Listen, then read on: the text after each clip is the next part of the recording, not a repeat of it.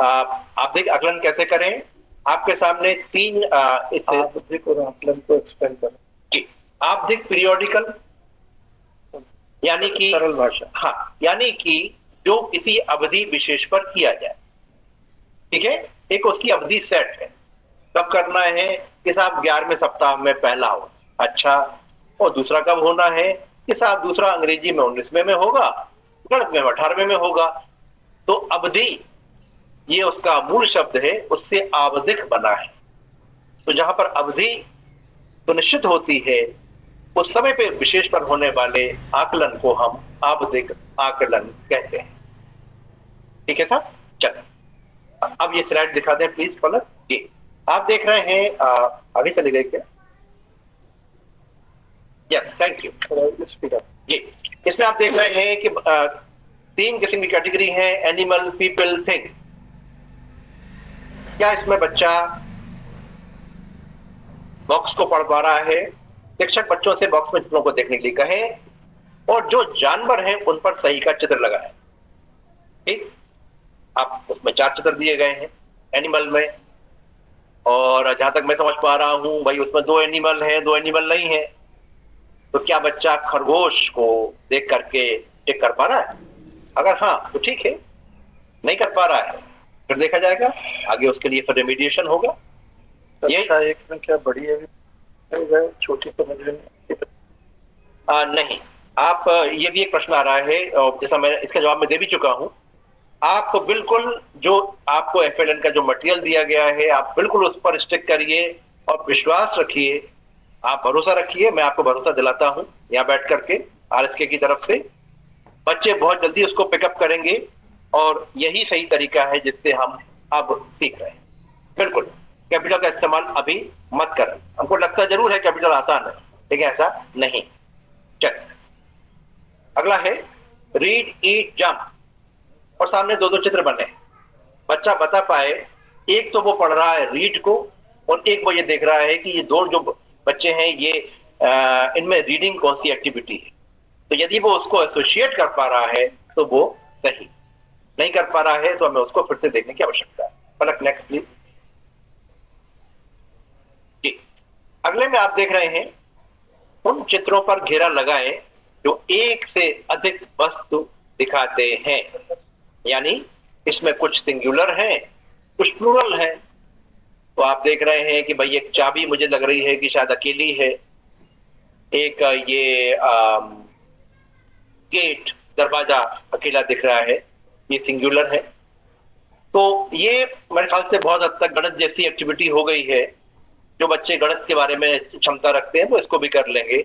इसमें भाषा का कोई विशेष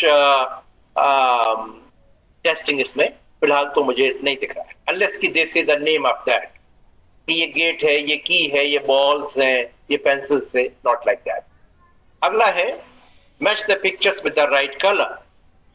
ये उनका कलर का डिकोडिंग है कि क्या वो कलर को पहचान पा रहे हैं, कलर को एसोसिएट कर पा रहे हैं, और समानता को पहचान पाना, असमानता को अलग कर पाना, ये उनके लिए बहुत उपयोगी है, आगे उन्हें बहुत काम देगा। तो कृपया इसको जरूर करें। अगला है circle all the hard objects. यहां पर मैं सिर्फ एक बात कहना चाहूंगा, आपने ये 3 सेंटेंस सुने होंगे कि मैंने सुना, मैं भूल गया, मैंने देखा, मुझे याद रहा, मैंने किया, मैं सीख गया। मैंने सुना, सिर्फ एक इंद्रिय काम कर रही है। मैंने देखा, एक इंद्रिय काम कर रही है। मैंने किया, एक से ज्यादा इंद्रियां काम कर रही है। जब हमारी एक से ज्यादा सेंसेस काम करती हैं तो सीखना ज्यादा सुगम और स्थायी होता है। यहां पर कठोर शब्द वस्तु को कैसे पहचानेगा? कठोर और कोमल ये तो स्पर्श करने की चीजें हैं, तो यहां पर उसका टच सेंस जो है वो भी देखा जा रहा है। और आप पाएंगे मेरे ख्याल से बीच में तकिया है, एक पंख है, तो पंख कोमल है, तकिया कोमल है, बाकी चीजें हार्ड। सभी बड़ी जंतु वस्तुओं पर घेरा लगाए, बड़े छोटे का भेद ये भी बहुत हद तक गणित जैसा ही जा रहा है, तो बच्चे इसको आसानी से कर पाएंगे। जी। अगला है कि इसमें हैवी और लाइट की बात करें। Run, walk, fast, slow, matching का काम है। एक तरफ शब्द दिए गए हैं, एक तरफ उसके चित्र दिए गए हैं, और जैसा कि मैंने कहा साइट साउंड। मेरे साथियों, मेरे बहुत काबिल, बहुत मजबूत, बहुत भरोसेमंद साथियों, इसको भूलना नहीं, इस फार्मूले को। Sound site sense, site sound sense. Right hand पे साइट है और लेफ्ट हैंड पे भी साइट है। एक जगह स्पेलिंग है, एक जगह वो क्रिया दिखाई जा रही है। देखें, एक खरगोश तेज दौड़ रहा है या कछुआ, तो बच्चे बहुत जल्दी और बड़े मुस्कुरा के जवाब आपको देंगे, मुझे इसका पूरा भरोसा है। उसके ठीक नीचे दिया गया है कि वर्ड, इसको सब्स्टिट्यूट करना है, एक नया शब्द आपको बनाना है, तो क्या करेंगे?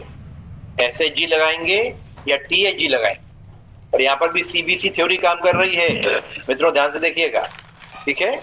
MEN तो PEN होता है या HEN होता है। सामने क्या दिखाई दे रहा है? तीसरे कॉलम में, पहले कॉलम में वर्ड है, दूसरे में सब्स्टिट्यूट है जो बच्चे को करना है, और तीसरे में एक नया शब्द बन रहा है, इसका चित्र दिखाया गया है। तो चित्र पेन का है या हैन का? तो यहाँ बच्चे की समझ भी टेस्ट हो रही, राइट। निशांत हो गया? अभी 2 मिनट प्लीज बाय। जो अगली गतिविधि है, इसमें भी हम देखेंगे कि एक नया CBC शब्द बनाने के लिए दिए गए CV में अंतिम अक्षर को सब्स्टिट्यूट करें और इसे सही चित्र में मिलाएं। पहले हमने प्रथम अक्षर को लिया, इसमें हम अंतिम अक्षर को लेंगे। हमारे सामने 2 अक्षर आ रहे हैं, DI प्लस या तो G लेंगे या N लेंगे, और सामने जो चित्र दिए हैं उसमें एक पेड़ का चित्र है और एक डस्टबिन का है, तो वो कौन सा मैच कर रहा है, इस गतिविधि से हम आगे बढ़े। और अगली गतिविधि है, उसमें जो भी एक आपको बॉक्स दिया गया है उसमें साइट वर्ड्स को अंडरलाइन करना है। बच्चा अगर उन शब्दों तक पहुंच पा रहा है, समझ पा रहा है, तो वो अपने लेख के अनुसार उसे अंडरलाइन करेगा। इसी प्रकार से कक्षा 2 में भी कुछ गतिविधियां होंगी। बस कक्षा 2 में इस बात का विशेष रूप से ध्यान देना है कि जो अभ्यास में दिए गए शब्द या चित्रों के नाम बताने की आवश्यकता नहीं है। कक्षा 1 में विशेष आवश्यकता थी, कक्षा 2 में की आवश्यकता नहीं। ये आपकी जो वर्कशीट है जो आपको आपके विद्यालय में आपके पास है, तो जो वर्कबुक है उसके पेज नंबर कक्षा 1 के पेज नंबर 200 पे आप जाएंगे तो ये गतिविधियां दी गई हैं जिसपे अभी बातचीत हुई है, तो आप अपनी को रेफर कर सकते हैं, इसको और बेहतर तरीके से समझ सकते। और ये कक्षा 2 की वर्कशीट्स है, तो वर्कशीट 183, 185 कक्षा 2 के पेज नंबर 222 पर इन दिया है, आप देख सकते हैं।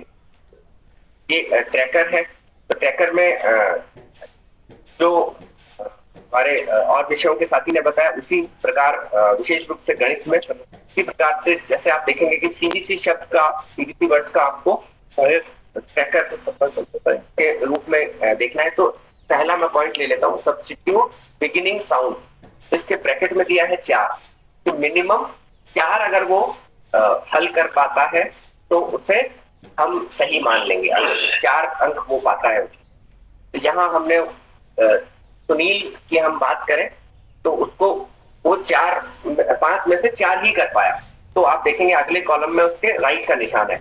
और अगर हम यही मानसी की बात करें तो वो 5 में से 2 कर पाई, तो वहां क्रॉस का निशान है। इसका मतलब उन दक्षताओं पे उनके साथ दोबारा रेमेडिएशन में काम करने की आवश्यकता है।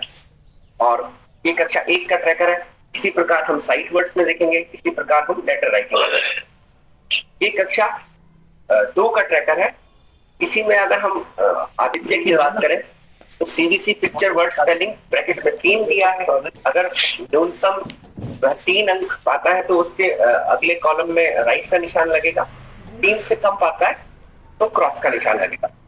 तो हम आदित्य के केस में अगर देखें तो वो 4 में से 2 कर पाया है, तो उसके आगे का निशान है। सेम सब्स्टिट्यूट बिगिनिंग साउंड है, सब्स्टिट्यूट एंडिंग साउंड है, फिर साइड वर्ड्स और लेटर राइटिंग। इस प्रकार हम उस पर काम करेंगे। तो 2 केस हमारे सामने आएंगे। पहली स्थिति आएगी बच्चों को आकलित सभी दक्षताएं आ गई जो अपेक्षित है। तो इसमें सभी दक्षताएं अगर आ गई हैं तो शिक्षक संदर्शिका में जो सप्ताह 13 से 18 के दिवस 1 से 5 के मध्य जो पाठ्य योजना है उस पर TPR पे अच्छे से बताया गया है, टोटल फिजिकल रेस्पॉन्स, पर सीबीसी ब्लेंडिंग गतिविधि स्वतंत्र रूप से कर सकते हैं। दूसरी स्थिति जो हमारे सामने आती है वो है आकलित दक्षताओं में ऐसी दक्षताएं जो बच्चों को ठीक से नहीं आ रही, यहाँ फिर उन पर दोबारा से उन बच्चों के साथ कार्य करने की जरूरत है। आवधिक आकलन संकलित प्रपत्र ट्रैकर के आंकड़ों के विश्लेषण उपरांत ऐसे बच्चे जिन्हें विशेष रूप से मध्यम जरूरत है उनके साथ दोबारा कार्य किए जाए। ऐसी दक्षताएं जो बच्चों को ठीक से नहीं आ रही है उन दक्षताओं की कार्य योजना बनाकर सूक्ष्म कार्य करना। Thank you so much Nishant, और मुझे उम्मीद है कि मेरे सभी शिक्षक साथी इसको समझ गए होंगे अच्छे से। हालांकि ये पहला मौका है जब आप और हम लोग मुखातिब हैं, उम्मीद है कि आगे भी मिलेंगे। और बस निवेदन यही है कि अंग्रेजी में सिर्फ फोनिक अवेयरनेस और डिकोडिंग दो पर हमारा विशेष काम करने की आवश्यकता है। आप पाएंगे सहज बच्चे इतना सीख गए, ध्वनि जागरूकता और डिकोडिंग करना, बच्चे कभी रुकेंगे। Thank you so much.